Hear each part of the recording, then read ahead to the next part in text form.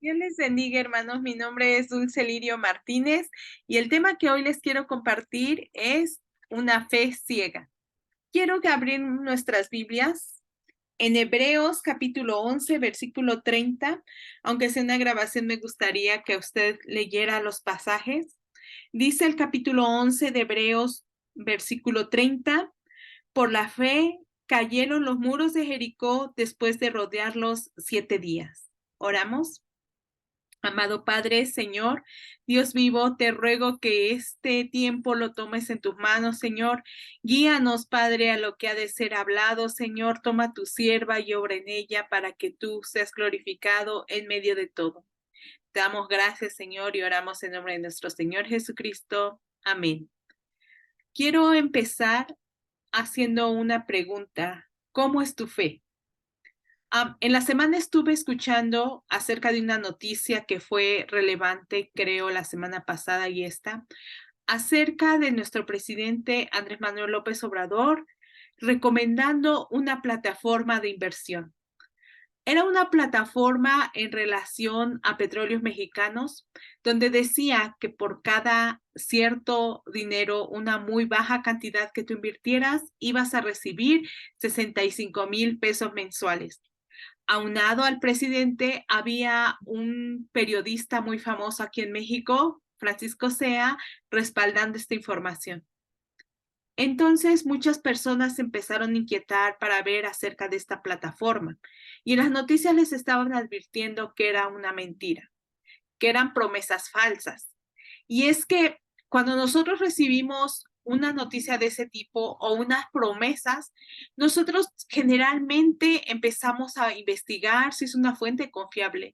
Y en este caso pareciera que sí, porque aparentemente era el presidente Andrés Manuel López Obrador el que estaba recomendando esta plataforma y lo respaldaba este periodista. Pero después podemos ver que son promesas muy sin fundamento. ¿Por qué? Porque anteriormente ningún otro presidente había anunciado en alguna entrevista o en algún tipo de medio acerca de estas inversiones o acerca de hacer alguna inversión. Y además las promesas que se hacían eran muy fuera de la realidad. Entonces, de esa forma podremos llegar que es una promesa falsa. Llegamos a la conclusión que es una promesa falsa. Sin embargo, a muchas personas que los entrevistaron acerca de esto nos decían es que hay que tener fe. Entonces, yo pensaba, ¿una fe ciega? Una fe que a pesar de las cosas que has visto y sabes que es mentira o que está fuera de la realidad, tú lo crees y obedeces a dar dinero a esas personas. Entonces yo pensaba, ¿será una fe tan ciega? En relación a nosotros, por eso comencé con esta pregunta, ¿cómo es nuestra fe? Y quiero empezar contextualizando el pasaje de Hebreos 11:30. Sabemos que Jericó es la primera ciudad de Canaán, una tierra que Dios habría prometido desde Abraham, Isaac y Jacob. Pero quiero yo tomar la historia en Éxodo capítulo 3, versículo 8, cuando Dios se le presenta a Moisés. Quiero poner especialmente atención en cómo menciona Dios qué es esta tierra. Sabemos que el pueblo está en Egipto, está como esclavo dentro de Egipto, y Dios se le presenta a Moisés a través de una zarza ardiente. Veamos y pongamos atención en cómo dice Dios que es esa tierra. Dice el 8, y he descendido, dice Dios, para librarlos de la mano de los egipcios y sacarlos de aquella tierra a una tierra buena, dice Dios, y ancha, a tierra que fluye leche y miel, a los lugares del cananeo, del eteo, del amorreo, del fereceo, del ebeo y del jebuseo. ¿Qué está diciendo Dios? Las características de esta tierra a la cual Él los va a llevar. Es una tierra buena y ancha, una tierra que fluye leche y miel, pero que ahí habitan cananeos, eteos, amorreos, fereceos, heveos y jebuseos. Entonces Dios le da a Moisés esas características de la tierra a donde él va a llevar a su pueblo. Avanzamos un poquito. Dios manda a Moisés a decirle a Faraón, deja ir a mi pueblo. Y Faraón no obedece, ¿verdad? Faraón pone más cargas en el pueblo. Moisés luego regresa, usted lo puede ver, final del capítulo 5 y principios del 6, a decirle a Dios, oye, me mandaste y ahora Faraón ha puesto más cargas sobre nosotros. Pero ¿qué le responde Dios? Versículo 6 del capítulo 6. Por tanto dirás a los hijos de Israel, yo soy Jehová. Otra vez, en la zarza, no lo leímos, pero usted después lo puede leer. Capítulo 3, Dios se le había presentado y le dijo a Moisés, yo soy el que soy. Aquí le dice, yo soy Jehová. Y yo, dice Dios, os sacaré de debajo de las tareas pesadas de Egipto, y os libraré de servidumbre, y os redimiré con brazo extendido y con juicios grandes. Y yo, ya estoy poniendo ese yo para que veamos que es Dios el que está haciendo la obra completa, y os tomaré por mi pueblo y seré vuestro Dios. Y vosotros sabréis que yo soy Jehová vuestro Dios, que os sacó de debajo de las tareas pesadas de Egipto. Versículo 8, y os meteré en la tierra por la cual alcé mi mano jurando que la daría a Abraham, a Isaac y a Jacob, y yo os la daré por heredad, yo Jehová. ¿Cuál es el contenido de la promesa? Sacarlos de la esclavitud. Dice él que él los va a redimir de las tareas pesadas de Egipto.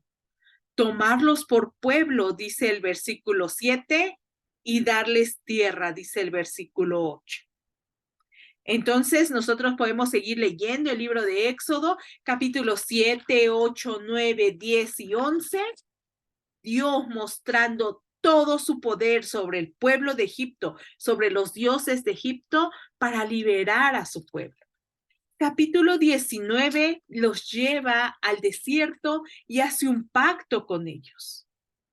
¿Cuál es el cumplimiento hasta aquí de la promesa de Dios?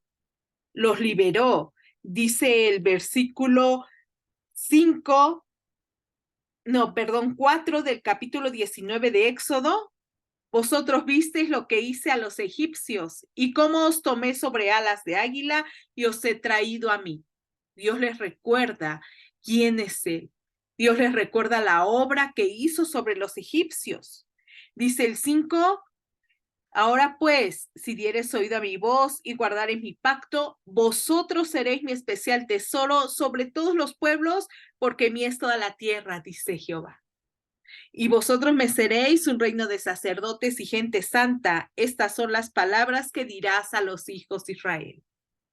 Dios cumple dos partes de su promesa, del contenido de la promesa. Ya los sacó de la esclavitud de Egipto. Ya los tomó por pueblo y ahora Él es su Dios. El propósito por el cual Dios los sacó de Egipto está en el capítulo 29, versículos 42 al 46. Dios se mostró quién era Él en toda su gloria en Egipto, pasándolos por el mar en seco, y ahora hace un pacto con ellos. Capítulo 20 hasta el 23 les da sus estatutos, las partes de ese pacto, y el pueblo dice, nosotros aceptamos ese pacto. A partir del capítulo 24, Dios les da los planos para hacer un tabernáculo. ¿Y qué propósito tenía para ese tabernáculo? Versículo 42 del capítulo 29 de Éxodo. Este será el holocausto continuo por vuestras generaciones a la puerta del tabernáculo de reunión. Como ahora ellos son su pueblo y Él es su Dios, puede reunirse con ellos. Dice el tabernáculo de reunión, delante de Jehová, en el cual me reuniré, dice Dios, con vosotros para hablaros allí. Allí me reuniré con los hijos de Israel y el lugar será santificado con mi gloria. La presencia de Dios santificando ese lugar. Y santificaré el tabernáculo de reunión y el altar, santificaré a sí mismo a Aarón y a sus hijos para que sean mis sacerdotes. Y habitaré entre los hijos de Israel y seré su Dios. ¿Qué está diciendo Dios? Yo voy a habitar, yo voy a morar, yo voy a vivir en medio de ustedes. Dice el 46, y conocerán que yo soy Jehová, su Dios, que los saqué de las tareas de Egipto, perdón, de la tierra de Egipto, para morar, para habitar en medio de ellos. Yo, Jehová, su Dios. Dios tiene el propósito de liberarlos, de sacarlos para morar en medio de ellos. Dios está cumpliendo su promesa. Entonces, de aquí termina el termina el libro de Éxodo y comienza el libro de Números, intermedio este libro de Deuteronomio. En ese año que el pueblo permaneció a los montes, a los pies del monte Sinaí, haciendo el tabernáculo, ellos estaban conscientes de quién era Dios. Quiero aquí preguntarles, ¿el pueblo tenía una fe ciega? Si leemos con detenimiento estos libros, en realidad nos muestra que no. Dios se había mostrado en Egipto. Y ahora, cuando van camino en el desierto, Dios se les está mostrando en medio del desierto. Dios morando, ellos van caminando y Dios en medio de su pueblo. Los alimenta cada día, a excepción del día de reposo, que un día antes les daba doble, los alimenta con maná en el desierto. Alimento, dice, que venía del cielo. En el día los guiaba por una nube, en la noche una estela de fuego. Sus vestidos nunca se desgastaron. A cada momento el pueblo experimentaba, vivía a Dios. Cuando ellos saciaban sus estómagos, deberían de recordar que era Dios quien suplía sus alimentos. Cuando ellos no sabían para dónde ir en un desierto, veían la nube que los guiaba. Su calzado, a pesar de ir caminando, nunca se desgastó. Cuando ellos avanzaban en ese bloque y volteaban, ya sea hacia un lado, hacia adelante o hacia el otro lado, podían ver el tabernáculo de reunión, es decir, la morada de Dios. Eso era suficiente para que el pueblo tuviera su fe fundamentada en Dios. Había cumplido sus promesas. Faltaba una parte, la tierra prometida. Y Dios los lleva en su cuidado, en su abrigo, hacia la frontera para entrar a la tierra. Y para confirmarles que él hablaba verdad, capítulo 13 de Números, versículo 1 y 2, le ordena a Moisés que mande 12 espías para que vean cómo es la tierra. No porque Dios dudara de cómo era, Dios sabía cómo era la tierra, sino para confirmarles al pueblo que esa tierra que él había dicho en Éxodo capítulo 3 de cómo era realidad. Y miren cómo ellos lo corroboraron, hermanos. Capítulo 13, versículo 25 y 27. Ellos regresan después de 40 días de recorrer la tierra. Y dice, y volvieron de reconocer la tierra al fin de 40 días.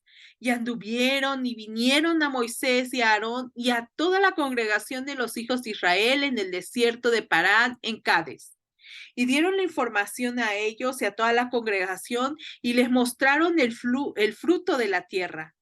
Y les contaron diciendo, nosotros llegamos a la tierra a la cual nos enviaste, la que ciertamente fluye leche y miel. ¿Qué están diciendo? Lo que Dios dijo es verdad. Dios les había dicho que esa tierra fluye leche y miel. Dice, y este es el fruto de ella. Pero, hay un pero del pueblo. Pero Dios también les había dicho esto, hermanos. Dice, mas el pueblo que habita aquella tierra es fuerte y las ciudades muy grandes, fortificadas. Y también vimos allí a los hijos de Anac. Y ahí les dice Caleb, no digan, nosotros podemos conquistar la tierra. Dios se ha mostrado y Caleb ha entendido. Pero ¿qué dice el pueblo? También vimos allí gigantes, hijos de Anac, raza de gigantes, dice el versículo 33. Y éramos nosotros, a nuestro parecer, vean, como langostas, y así les parecíamos a ellos. ¿Qué dice el pueblo? No vamos a poder. Dios los castiga. Por cada día que permanecieron en la tierra, van a vagar en el desierto y ustedes no van a entrar. ¿Sabes cuál fue la reacción del pueblo? Capítulo 14, versículo 40 al 42. Sí, vamos a entrar. Moisés les advierte, no vayan porque la presencia de Dios ya no está con ustedes. Pero el pueblo va y lo que obtienen es derrota. Quiero ver cómo lo interpreta el escritor de Hebreos en su capítulo 3. Vamos a Hebreos capítulo 3, versículo 15 en su segunda parte, y de ahí vamos a leer hasta el 19. Si oyeres hoy su voz, no endurezcáis vuestros corazones como en la provocación. ¿Quiénes fueron los que habiendo oído le provocaron? ¿No fueron los que salieron de Egipto por mano de Moisés? ¿Y con quién estuvo con él disgustado 40 años? ¿No fue con los que pecaron, cuyos cuerpos cayeron en el desierto? ¿Y a quienes juró que no entrarían en su reposo sino aquellos que desobedecieron? Y vemos que no pudieron entrar a causa de incredulidad. Aquí el escritor de Hebreos interpreta de dos formas, de una forma, pero escrita de dos, cómo o por la razón por la que ellos no entraron. Versículo 18 dice que por desobediencia y versículo 19 por incredulidad. De tal forma que para el escritor la desobediencia y la incredulidad es la misma cosa.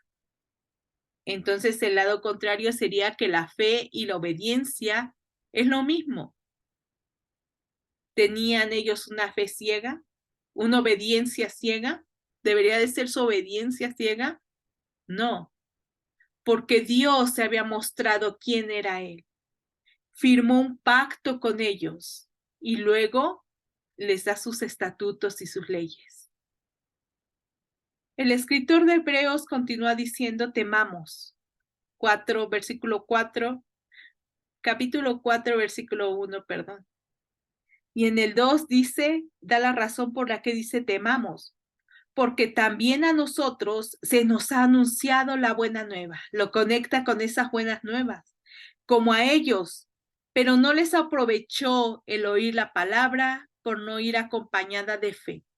Esta fe es la que escribió en el capítulo 3, versículo 18 y 19. Fe igual a obediencia. Ellos escucharon la palabra, conocieron quién era Dios, pero su vida no fue acompañada de fe, no fue acompañada de obediencia. Y esto es lo que nos advierte el escritor de Hebreos. De tal forma que cuando la segunda generación, cuando nos narra en la fe, Hebreos capítulo 11, versículo 30, que por la fe cayeron los muros de Jericó, este pueblo había entendido cómo era Dios. Les había dicho que rodearan, solamente rodearan y gritaran los muros de Jericó, esos muros anchos, y que los muros iban a caer. ¿Qué hizo el pueblo? Obedeció. ¿Cómo es nuestra fe el día de hoy? Sabemos que las promesas se han cumplido en Cristo Jesús. Eso es lo que nos dice Lucas capítulo 24, versículo 27. Todo el Antiguo Testamento se cumple en él. Mateo en el primer capítulo, versículo 22 y 23, cita a Isaías, que Jesús es ese Manuel, es ese Dios con nosotros que había de morar en medio de su pueblo. Dios nos ha dado la revelación completa. Sabemos cómo termina nuestra historia. Nos narra Apocalipsis capítulo 21, una imagen gloriosa de la segunda venida de nuestro Señor Jesucristo. Sabemos que somos su iglesia y qué fin llevamos. Un pastor, mi pastor, Jean Buckley, nos cuenta esto. Estábamos en el Mundial y México ganó un partido. Entonces, no sé si te gusta el fútbol, pero estábamos todos emocionados viendo el partido primero y tronándonos los dedos y metieron un gol el equipo contrario y sufríamos y luego México metió un gol y ay, sentíamos esperanza y luego México metió el otro gol y veíamos y ya se va a acabar y aquí ahora se termina esto y ya debe de acabar, árbitro, termínalo y por fin termina el partido y gana México. Ganó México, hermanos. Estamos contentos, felices. Esa angustia que habíamos sentido ya había pasado. Y luego las televisoras lo repiten varias veces, ¿no? Lo vuelven a repetir y otra vez y tú te chutas todas las repeticiones. En mi caso, que me gusta o me gustaba el fútbol, yo las vi. El primer partido que lo vi la primera vez que no sabía el final fue de sufrimiento. Pero el segundo ya hasta te preparas tus palomitas y te estás comiendo ahí y todo porque ya sabes el final. Nos decía, hermanos, nosotros también sabemos el final. Sabemos lo que Dios, por medio de su palabra, nos ha revelado. Sabemos que esto se va a cumplir porque Él había dicho que Emmanuel con nosotros, que Dios vendría a morar con nosotros y nuestro Señor Jesucristo vino a morar entre nosotros. Y cuando Él se va, capítulo 28 de Mateo dice, y yo voy a estar con ustedes hasta el fin del mundo. Amén. Se ha cumplido, se está cumpliendo, pero también se va a cumplir. ¿Qué nos queda, hermanos? A pesar de los padecimientos de este mundo, sabemos lo que nos espera. Lo único que nos queda es disfrutar el partido, diría el pastor Lee. Es prepararnos para seguir viviendo hasta llegar al final.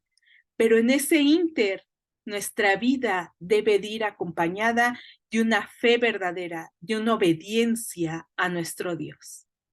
Sabemos el final. En ese ínter, disfrutemos la presencia de nuestro Dios en una fe bien fundamentada. Oramos. Amado Padre, Dios vivo, te damos gracias por este tiempo. Gracias por tu palabra, Señor. Ayúdanos a que nuestra fe esté fundamentada no en arena, Señor, sino sobre la roca que es Cristo Jesús. Te bendecimos y te damos muchas gracias. Y oramos siempre en nombre de nuestro Señor Jesucristo. Amén. Gracias, hermanos. El Señor les bendiga.